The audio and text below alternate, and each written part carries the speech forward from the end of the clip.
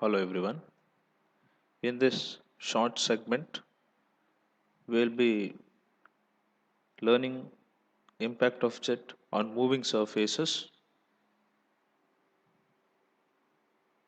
The first case of calculating impact of jet on moving surfaces comes under a flat moving plate where the axis is normal to the axis of the jet.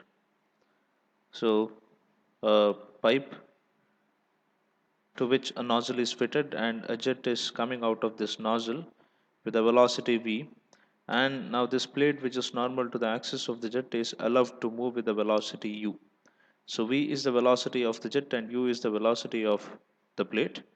Now this plate is allowed to move, and the moment u starts, or this plate starts moving with the velocity u, and the jet strikes this plate not with the velocity equals to v, the jet will strikes the plate with the relative velocity v minus u. Now, in the moving cases, we make use of the concepts of relative velocity. Let's say v is the absolute velocity of the jet, and a is the cross-sectional area of the jet, and u is velocity of the flat plate held normal to the jet. Then the relative velocity with which the jet strikes the plate is v minus u. The moment it strikes this plate, it's not with the velocity v which is absolute, it is with the relative velocity v minus u. Now, our job is to calculate mass per second. Mass of water striking the plate per second is, in earlier cases, it was rho into A into V. Initially, we started with mass per second as rho into Q, where Q is area into velocity, and velocity was absolute in the stationary case. When it comes to the moving cases, it becomes relative. So the relative velocity with which it strikes is v minus u. Hence, mass per second is rho into A into v minus u. Okay. Now, Fx is the force exerted by the jet in the direction of movement of the jet on a moving plate, or it is simply the force exerted in x direction. Fx is mass per second into initial velocity before striking the plate and final velocity once it strikes the plate in the same direction of x. So anyhow, mass per second is rho into A into v minus u, and initial velocity with which it strikes the plate in x direction is v minus u, and there is no final velocity in the direction of x after striking.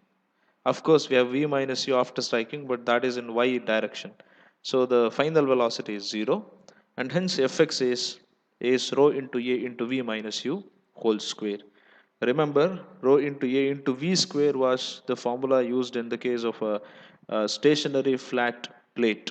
Okay, so we discuss the case of whenever we discuss a case of a moving plate, we are also supposed to see something related to work done.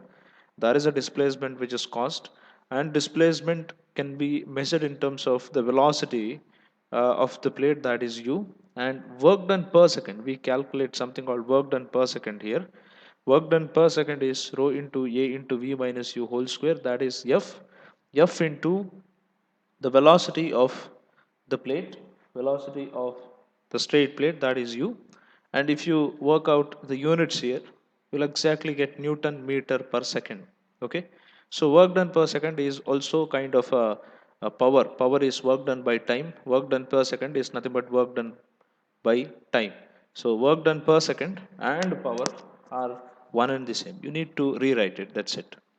So let us go to the second case, or prior to that, we'll try to calculate something called efficiency. So we have not calculated efficiency in stationary cases just because of the fact that the work done was 0, and hence the efficiency is also 0. So efficiency is calculated, efficiency of a jet, more precisely, efficiency of a jet is calculated by a ratio of work done to kinetic energy of issuing jet. You might be wondering, the formula for efficiency is output by input.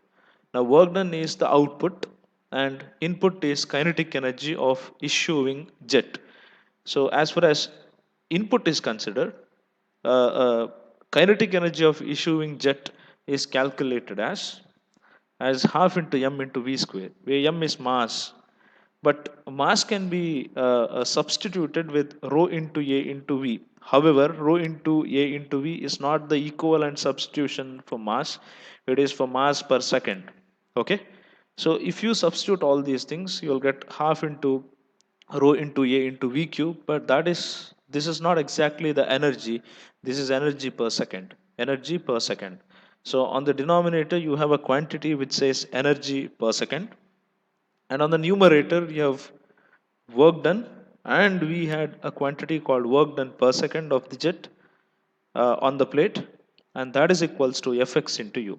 Now this fx keep on changes with the other cases, whereas the kinetic energy of issuing jet, it remains same in almost all the cases of moving plates, irrespective of the plates or vanes. So this is how we calculate something called efficiency.